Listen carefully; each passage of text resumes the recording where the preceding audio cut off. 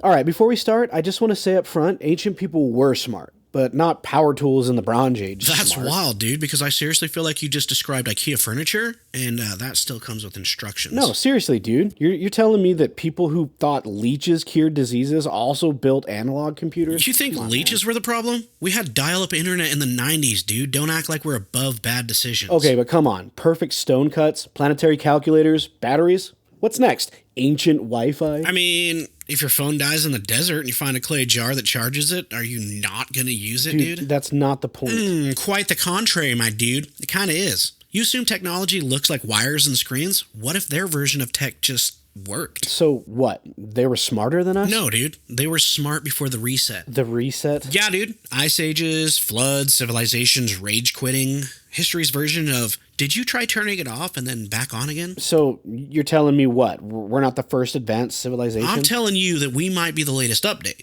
And judging by your social media, not the best one, dude. I actually hate how much sense that makes. Good, dude, because once you see what they left behind, it gets way worse. All right, let's talk about ancient technology and the absolutely absurd things that should not exist. Yes, sir. Welcome to the Witch Show, where smart meets stupid. Okay, stop.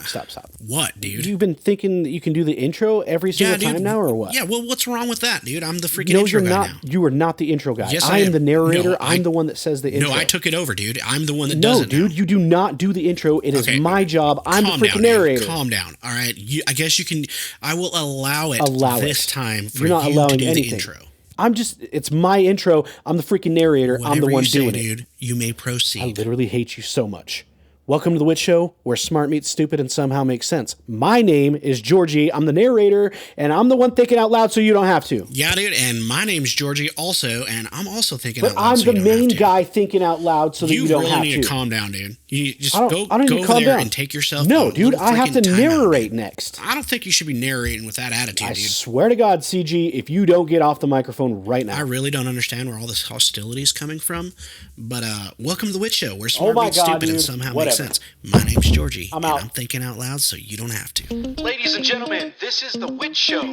From what I think seriously to you. WITS, The Witch Show. Cool story, bro.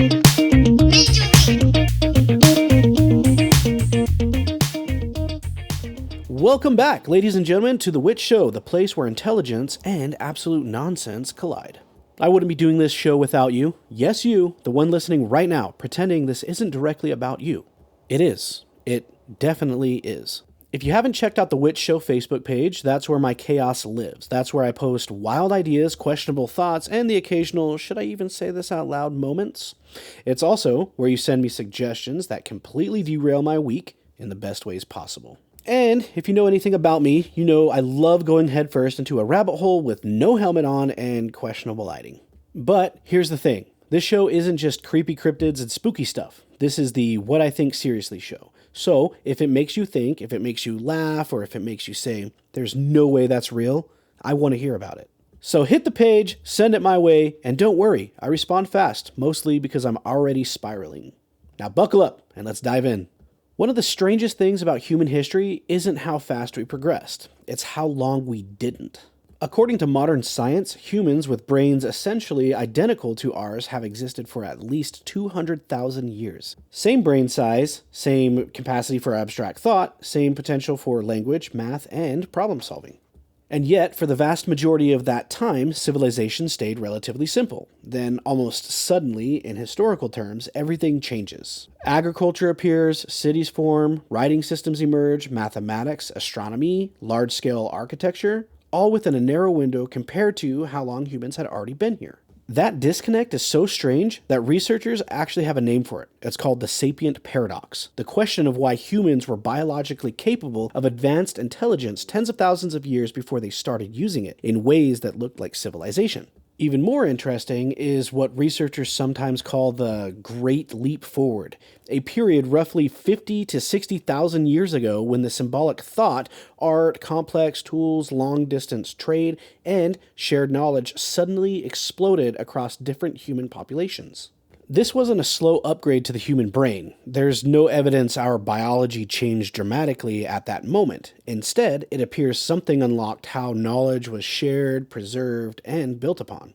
Intelligence didn't suddenly appear, it was released. And once that happened, progress stopped being linear and it became exponential. Knowledge stacked instead of resetting with each generation. Now, that alone is strange enough, but it gets crazier when you realize that this means humans were capable of advanced understanding long before recorded history even begins. Writing only goes back about 5,000 years. Everything before that is either archaeology, oral tradition, or myth. Which means if complex knowledge existed and was lost, whether through catastrophe, climate shifts, or collapse, it wouldn't show up cleanly in textbooks. It would survive in fragments, or in stories, in structures that look too precise for their time, in technologies that don't fit the narrative of slow, primitive progress. So the real question isn't whether ancient people were intelligent. Science already says they were. The question is what they did with that intelligence and whether the version of history we inherited only reflects what survived, not what once existed. Because if knowledge can be unlocked, it can be also forgotten. And if that's true, then some of the things we call impossible might not be ahead of us at all. They might actually be behind us. I mean, think about it. We have stories like the lost city of Atlantis. I know that it came from a book that's not really truth-based, but there are people that are looking for this, and there's a lot of theories that suggest that it's actually real. Intelligence isn't a new thing, it's just a new thing in the last 5,000 years. And we're an amnesic species, so we've forgotten so much of history. I mean, there's so much of us that is not recorded. And we're always finding other reasons why ancient people were likely intelligent. For example, in 1901, Greek sponge divers made a discovery off the coast of Antikythera that still doesn't sit right with historians. Buried inside a Roman-era shipwreck was a lump of corroded bronze and wood that, at first glance, looked like nothing more than debris. But once science began carefully examining it, they realized that it wasn't cargo, art, or decoration. It was a machine. Inside that massive corrosion were dozens of interlocking bronze gears cut with precise teeth and arranged in a way that showed intentional design.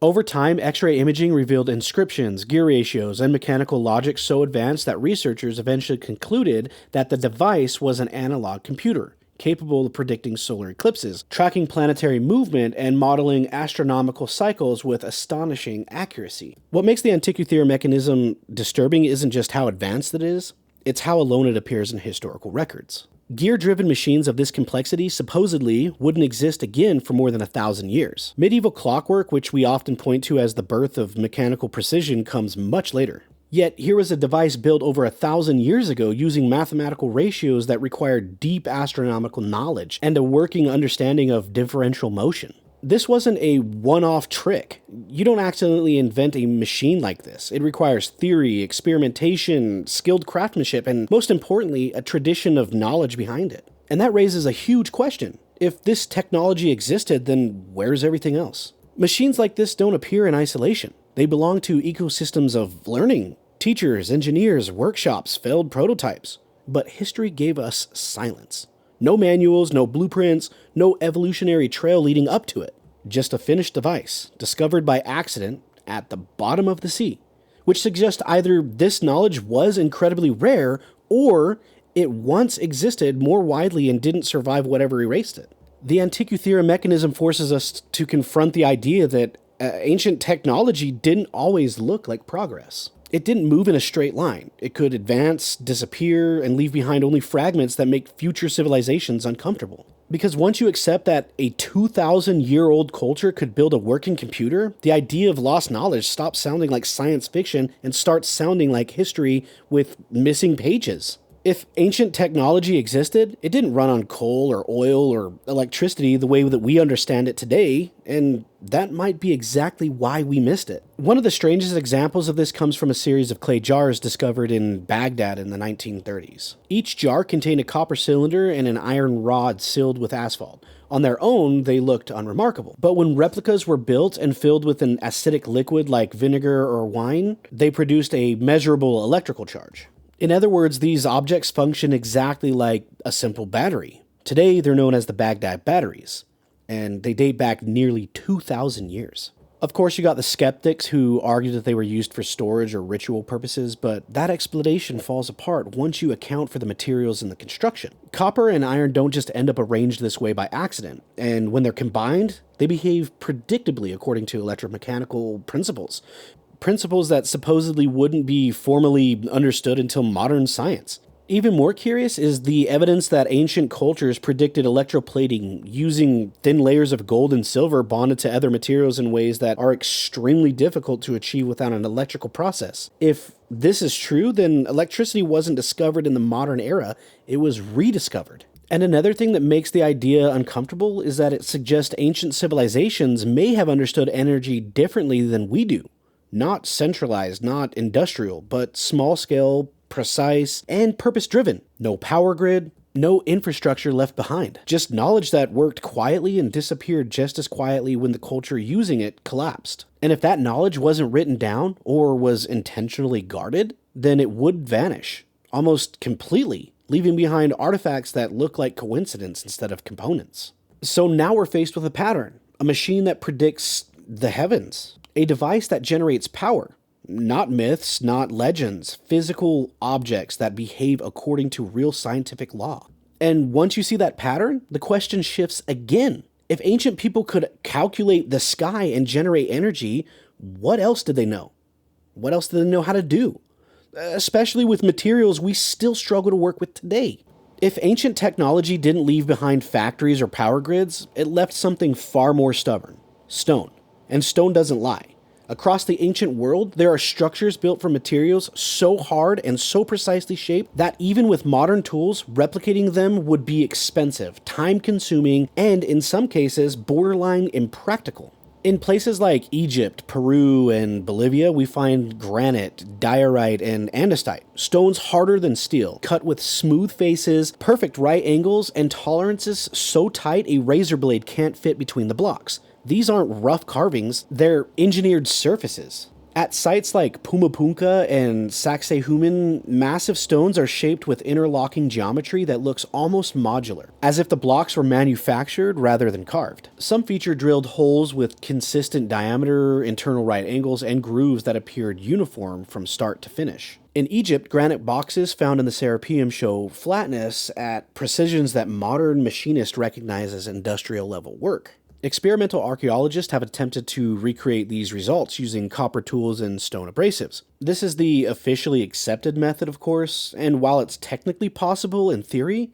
the amount of time, labor, and error involved doesn't match what we actually see in the finished products. What's even more unsettling are the tool marks themselves. Some stones display spiral grooves consistent with high-speed drilling, marks that suggest rotational force and steady pressure rather than hand-powered chiseling. Others show cutting patterns that resemble saw marks made by machines with consistent feed rates.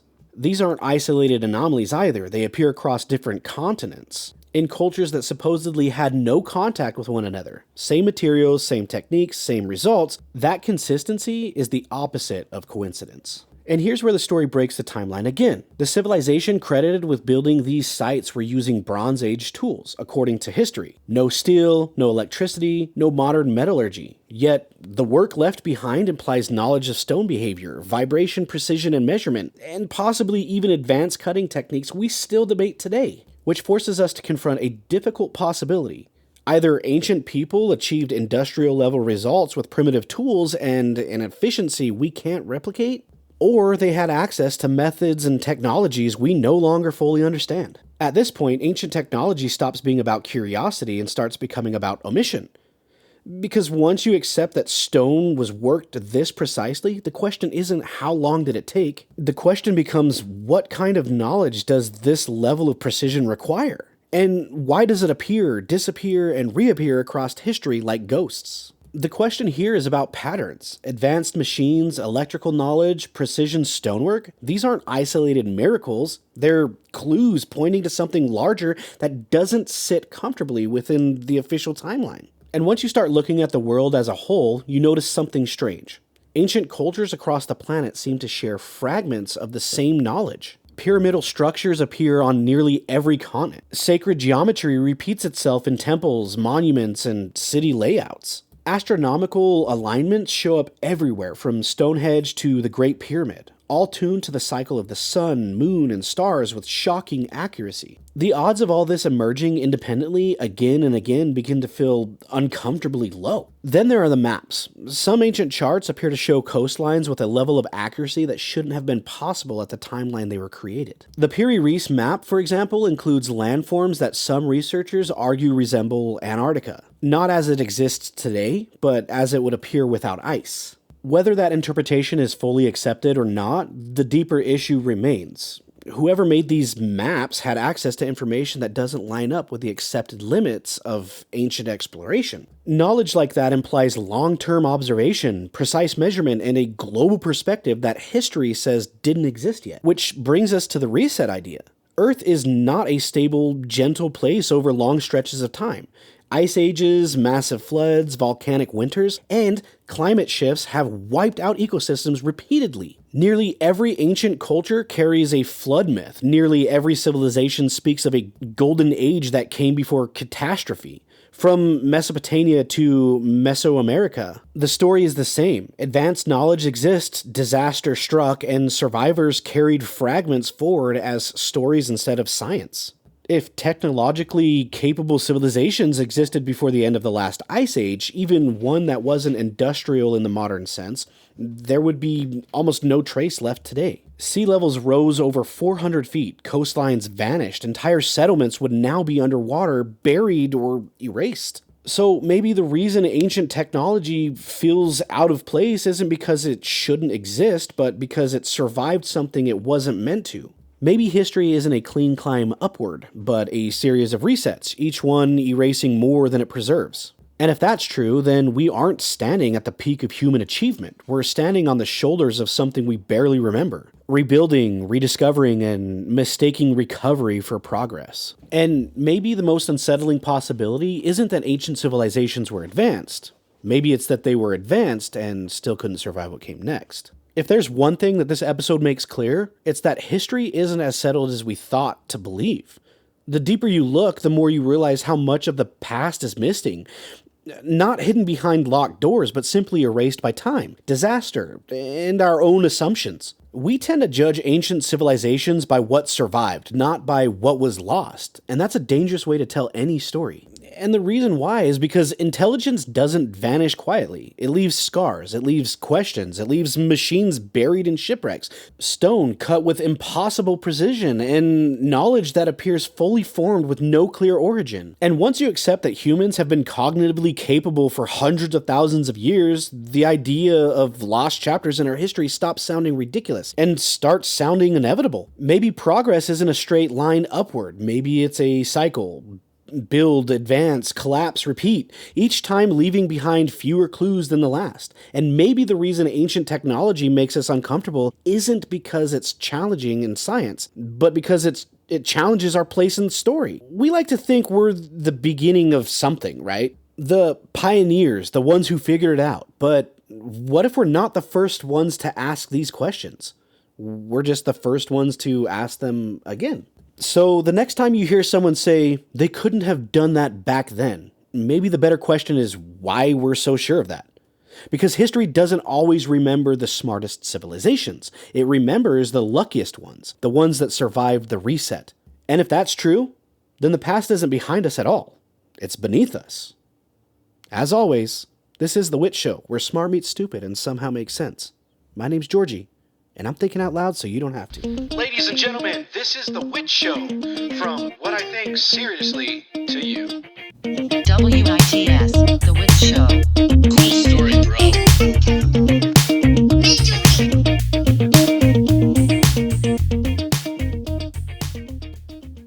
Okay, so hang on, wait a minute. So just to recap. Ancient people had computers, batteries, laser-level stonework, global maps, and then what? The planet hit the reset button? Yes, sir. What? And all we kept was astrology, vibes, and a warning label that says, do not eat Tide Pods? Well, to be fair, dude, we did our best. I'm still stuck on the fact that they might have figured out energy without destroying the planet. Yeah, dude. And then we showed up like, What if everything ran on fire? Okay, first off, that was creepy as hell.